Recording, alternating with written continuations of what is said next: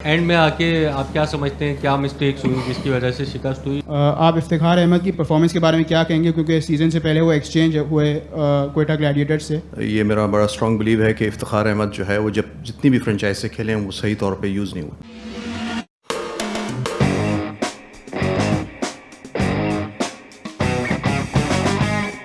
जवान भाई, चौथा फाइनल था, 3 आप लोग हार गए। एंड में आके आप क्या समझते हैं, क्या मिस्टेक्स हुई जिसकी वजह से शिकस्त हुई, और फाइनल में आके बार बार शिकस्त होना, इस पर क्या कहें? देखिए, सबसे पहले तो इस पर ही मुझे तो अपनी टीम पे जो है बहुत वो है फ़ख्र है कि वो मुसलसल 4 फाइनल्स में पहुंची है और 4 फाइनल में 1 जीते हैं हम। आज भी हम जीत सकते थे, लेकिन मैं समझता हूँ कि क्रेडिट इस्लामाबाद को देना चाहिए कि वो अच्छा खेलें।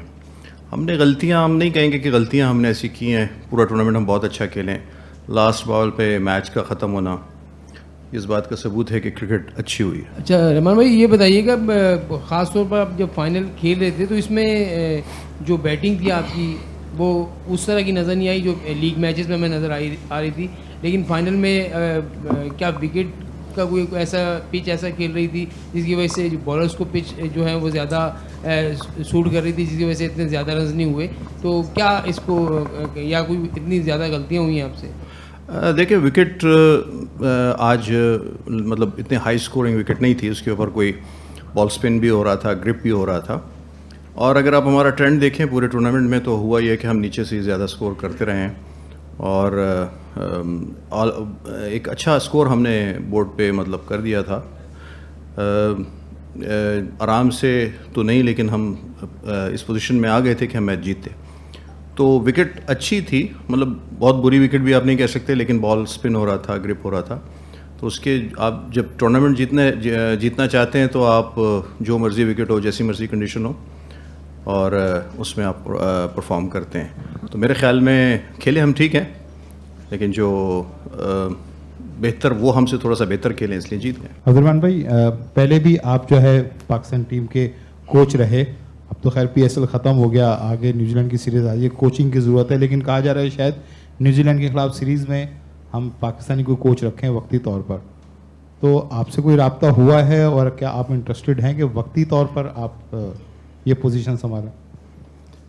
नहीं, रब्ता तो मुझसे कोई नहीं हुआ, लेकिन यहाँ प्रेस गैलरी में पहले मुझे एक्सेप्ट कर लें तो वहाँ शायद मैं एक्सेप्ट हो जाऊँ फिर। आप इफ्तिखार अहमद की परफॉर्मेंस के बारे में, इस सीज़न जो उन्होंने परफॉर्म किया है इधर, आप उनकी परफॉर्मेंस के बारे में क्या कहेंगे, क्योंकि सीज़न से पहले वो एक्सचेंज हुए क्वेटा ग्लैडिएटर्स से, ट्रेड हुए। इफ्तिखार अहमद 193 की स्ट्राइक रेट से खेले, आज बैटिंग ज़बरदस्त की, बॉलिंग भी अच्छी की।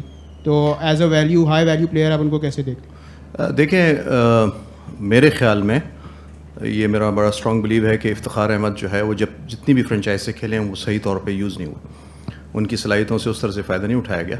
हमने तो बड़े उनको इम्पॉर्टेंट जगह पे जो उनका रोल है, जैसा वो जो काम को कर सकते हैं, हमने उन टाइम्स पे उनको भेजा है और उन्होंने रिस्पॉन्ड किया है। तो मैं ये समझता हूँ कि अगर आप उनका पिछले मैचेस में देखेंगे तो अक्सर वो बहुत नीचे बैटिंग करने के लिए गए।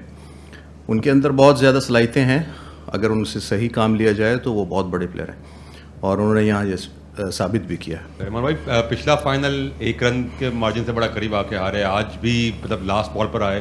क्या वजह है कि एंड टाइम पे वो मतलब करीब आते आते सोन ये येट सोफा वाली सिचुएशन आ जाती है, उस लाइन को क्रॉस नहीं कर पाते? कहीं ये ब्लॉक सा नहीं आ जाता, या कहीं चोकर वाली सिचुएशन में तो नहीं आ गई मुल्तान की टीम? मैं शायद ये नहीं समझता कि चौकर वाली कोई ऐसी सिचुएशन आ गई, लेकिन मेरा ये ख्याल है कि हमारी टीम खेली बहुत अच्छी है। अगर आप देखें, हम जितने भी मैचेस हारे हैं वो लास्ट बॉल पे या बहुत ही लास्ट बॉल होती थी तो उसके ऊपर हम मैच हारे हैं।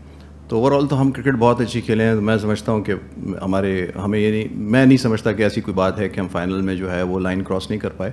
तो इंशाल्लाह जो चीज़ें हैं, कुछ ऐसी चीज़ें हैं जिनको हमने और बेहतर कर सकते हैं, वो करेंगे और जीतने की अगले साल कोशिश करेंगे। रहमान भाई, सबसे पहले ये बताइएगा कि जो डेविड विली को आप लोगों ने ऊपर भेजा बैटिंग करने के लिए, उसके पीछे स्पेशल क्या प्लानिंग थी आपकी, और उसामा मीर को 10 ओवर के बाद बॉलिंग पे लेके आना, तो इन दोनों के लिए पीछे स्ट्रेटजी क्या थी, ज़रा उस पर थोड़ा सा बताइए।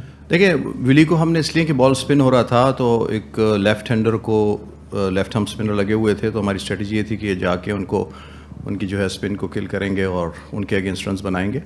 उन्होंने एक शॉट में एक छक्का लगाया भी और अनलकीली वो आउट हो गए।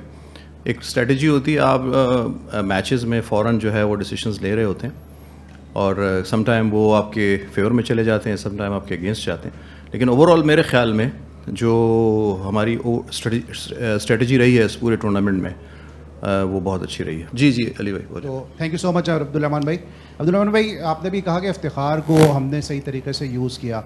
आज हमने देखा कि आपने विली के बाद भी और उसामा मीर के बाद उसको बैटिंग के लिए भेजा, तो आप नहीं समझते एक तरफ हम डोमेस्टिक में भी जो वो मिडिल ऑर्डर के हवाले से, क्योंकि अभी नया सेटअप आया 80-90 ओवर का जो पहली इनिंग का आया, अभी हमें मिडिल ऑर्डर बैट्समैन नहीं मिल रहा क्योंकि ओपनर रन्स कर रहे हैं, और यहाँ भी हमने देखा कि हमने सही से जो इफ्तिखार को शायद मेरे हिसाब से शायद सही यूटिलाइज़ नहीं किया, वरना ज़्यादा रन होते आपके स्कोर बोर्ड।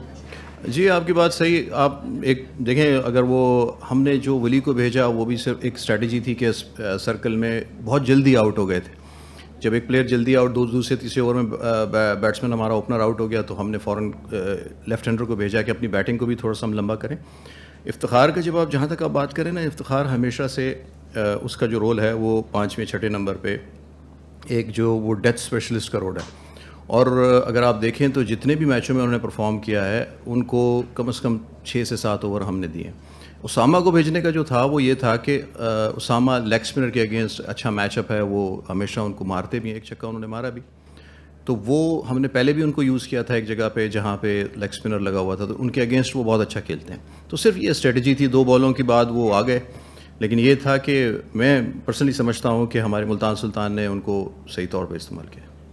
आज पाकिस्तान के बहुत बड़े साबिक खिलाड़ी ने गैर रस्मी गुफ्तगू में कहा है कि इधर उधर जो कोचेस के लिए देख रहे हैं, इन सबसे अच्छे तो रहमान भाई हैं, खिलाड़ियों के साथ अंडरस्टैंडिंग भी है पाकिस्तान टीम के कोच के लिए। अगर इस किस्म की कोई ऑफर होती है आपके, तो आप क्या कहेंगे? जी ये मेरे लिए इज़्ज़त की बात है, पहले भी कर चुका हूँ, 1 साल पाकिस्तान के साथ असिस्टेंट कोच रहा हूँ, A टीम, अंडर-19, अंडर-13। मुझे फ़ख्र है कि पाकिस्तान ने मुझे इतने चांसेस दिए हैं। मैं कोई टेस्ट प्लेयर नहीं हूँ, इंटरनेशनल प्लेयर नहीं हूँ, लेकिन सिर्फ कोचिंग को, मेरे काम को रिस्पेक्ट देते हुए पाकिस्तान क्रिकेट बोर्ड ने हमेशा मुझे रिस्पेक्ट दी है।